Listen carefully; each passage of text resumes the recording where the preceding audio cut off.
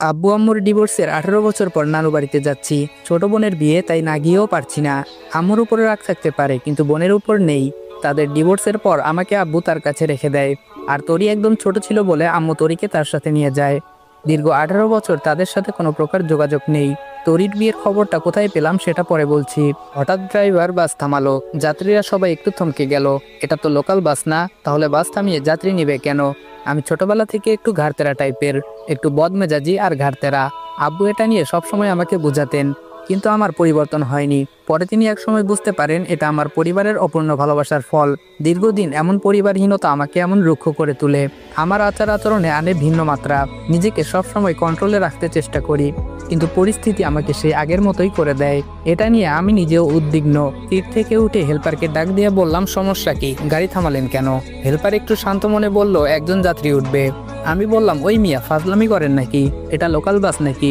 আর বাসে আপনি সিট খালি দেখলেন কোথায়? হেল্পার আমার কথার উত্তর দিতে দিতেই বাসে যাত্রী উঠে গেল। ড্রাইভারও গাড়ির সামনের দিকে অগ্রসর করলো। হেল্পার একটু ভাব নিয়ে বলল, ভাই আপনি মনে হয় ভুলে যাচ্ছেন আপনার পাশের সিটটা খালি আছে। আমি বললাম, কি বলেন আপনি? আবার বলুন। হেল্পার বলে, আপনার পাশের সিটটা খালি। আমি বললাম, একদম বাস থেকে ফেলে দিব। 2টা টিকিট কেটেছি কি সাদে? হেল্পার বলে, ও ভাই সরি, মনে নেই। আমি হেল্পারের দিকে একটু রাগী দৃষ্টিতে তাকিয়ে আমার সিটে এসে বসলাম। একটা হাঁটু অপর সিটে তুলে রাখলাম। ঢাকা টু খুলনার জার্নিটা মোটেও কম না। নিজস্ব গাড়ি নিয়ে আসতে পারতাম, কিন্তু এত দূরের জার্নি দুষ্কর হয়ে যাবে। নিজের নিরাপত্তার কথা ভেবে বাসের টিকিট কেটেছি, তাও আবার একটা না, একসঙ্গে দুটো। রাত হয়ে গেলে ঘুমোতে সুবিধা হবে। আমি আবার বসে ঘুমাতে পারি না। আর তার থেকেও বড় কারণ হচ্ছে, বাইরের মনোরম পরিবেশ যেন উপভোগ করতে পারি জানালার পাশে বসে।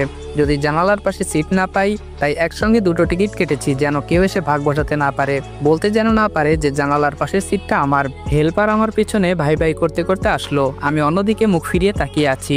কোনোভাবে আমি আমার সিট ছাড়ছি না।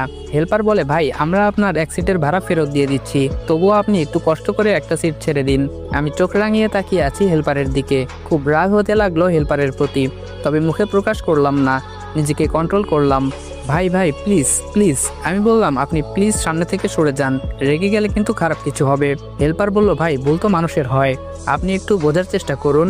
আমি বললাম, খুব খারাপ হবে কিন্তু, আমার সমস্যা আছে দেখে আমি 2টা সিট বুকিং করেছি। হেল্পার বলে, ভাই উনি যুবতী একটা মেয়ে, দাঁড়িয়ে দাঁড়িয়ে এত দূর যাবে কেমন দেখায়? মা বোন তো আপনার বাড়িতেও। আমি বললাম, জাস্ট শাট আপ, সব কিছুতে মা বোন টেনে আনেন কেন? যান সামনে থেকে। আমার ধমক খেয়ে চলে গেল সে। আমি অন্যদিকে তাকিয়ে আছি। আমার সিটের পাশে কারো উপস্থিতি টের পাচ্ছি। সিটের উপর হাত রেখে দাঁড়িয়ে আছে। বুঝতে বাকি নেই, অনাকাঙ্ক্ষিত যাত্রী। সে যেই হোক, আমার সিট ছাড়তে আমি অসম্মত। আমি একবার মেয়েটার দিকে দৃষ্টি দিলাম। দেখে মনে হচ্ছে কোনো কলেজের স্টুডেন্ট, হোস্টেল থেকে ফিরছে, কেননা কাঁধের মাঝে বেশ বড়সড় একটা স্কুল ব্যাগ। আর বাস থামিয়েছিল একটা মহিলা হোস্টেলের সামনেই। মেয়েটার শ্যামবর্ণ মুখের রং, তবে ততটা কালোও নয়, আবার অতটা সুন্দরও না। তবে মুখের মাঝে আছে অজস্র মায়ের বসবাস। শ্যামলা মেয়েরা এমনিতেই অনেক মায়াবী হয়। আমি অবশ্য কাউকে বাস্তবে তেমন দৃষ্টিভঙ্গিতে দেখিনি।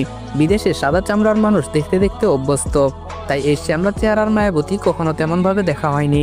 দেখা হয়েছে হয়তো অনেকবার, কিন্তু খেয়াল করা হয়নি শ্যামলা মেয়েরা মায়াবতী হয়। সেটা হুমায়ুন আহমেদের কোনো এক উপন্যাস না গল্পের যেন পড়েছি, সঠিক মনে নেই। বাক্যটা মনে আছে, কিন্তু গল্প মনে নেই। যাই হোক, প্রায় 15 মিনিট হতে চলল। মেয়েটাও কিছু বলছে না, বসবে কি না। আমিও বলছি না। হেল্পার কিছুক্ষণ পর পর পেছনে তাকিয়ে দেখছে আমি সিট ছেড়েছি কিনা। আমার দৃষ্টি বরাবর হলে আবার অন্যদিকে তাকিয়ে ফেলে। আশেপাশে তাকিয়ে দেখলাম অনেক যুবক আর মাঝবয়সের লোক মেয়েটাকে চোখ দিয়ে গিলে খাচ্ছে। এই বিষয়টা নিতে পারলাম না। সমাজটা আজ নষ্ট হয়ে গেছে। একটা মেয়ে একলা নিরাপদ নয়। দুষ্টু লোকদের লোভাতুর দৃষ্টি মেয়েদের উপর পড়বেই।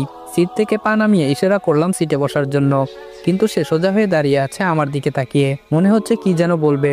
আমি বললাম, কি হলো? মেয়েটি বলল, ভাইয়া যদি কিছু মনে না করেন একটা কথা বলতাম। আমি বললাম, মনে করার হলে অবশ্যই করব। মেয়েটি বলে, তাহলে দাঁড়িয়ে থাকি। আমি বললাম, দাঁড়িয়ে থাকতে ভালো লাগলে দাঁড়িয়ে থাকুন, আমার এত মাথা ব্যথা নেই। একটু পর আবার মেয়েটা বলল, ভাইয়া জানালার পাশের সিটটা কি পাবো? না মানে যদি কিছু মনে না করেন। আপনি যে পরিমাণ রাগী, ভয় পাচ্ছিলাম। কি ভেবে যেন সিটটা ছেড়ে দিলাম সঠিক বুঝতে পারলাম না। মেয়েটাও সেটা আমার থেকে অ্যাকসেপ্ট করেনি।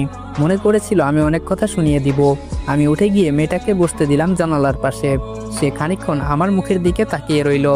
আমি বললাম, বসবেন নাকি আমি বসবো? মেয়েটি বলল, না না বসতেছি, বিপরীত পাশে বসে আছি। এখন অবশ্য আফসোস হচ্ছে, সিটটা কেন ছাড়লাম। একদম উচিত হয়নি সিটটা ছাড়ার। নিজের 5 আঙ্গুল মুষ্টি চেপে রাগ কন্ট্রোল করলাম। একবার রাগ কন্ট্রোল না করতে করতে আবার আরেকটা ঘটনা ঘটলো। হেল্পার এসে মেয়েটাকে বললো ভাড়া দেন। আমি হেল্পারের দিকে তাকিয়ে রইলাম। বাসের হেল্পার ছিল একটু কম বয়সী, বয়স কত আর 19-20 হবে হয়তো। এই পেশায় সে নতুন, তার আচরণে বোঝা যাচ্ছে। আমাকে সে প্রচণ্ড ভয় পাচ্ছে সেই ঘটনার পর থেকে। যাই হোক, আমি ছেলেটির উদ্দেশ্যে বললাম, একটা সিটের ভাড়া কতবার দেওয়া লাগে? হেল্পার বলে, না মানে ওনার থেকে ভাড়াটা নিয়েই আপনাকে দিতাম। আমি বললাম, তোমাকে কিছু করতে হবে না, যাও এখান থেকে। আর হ্যাঁ, কতক্ষণ লাগতে পারে খুলনা পৌঁছাতে? হেল্পার বলে 3-4 ঘন্টা তো লাগবেই। আমি বললাম ঠিক আছে।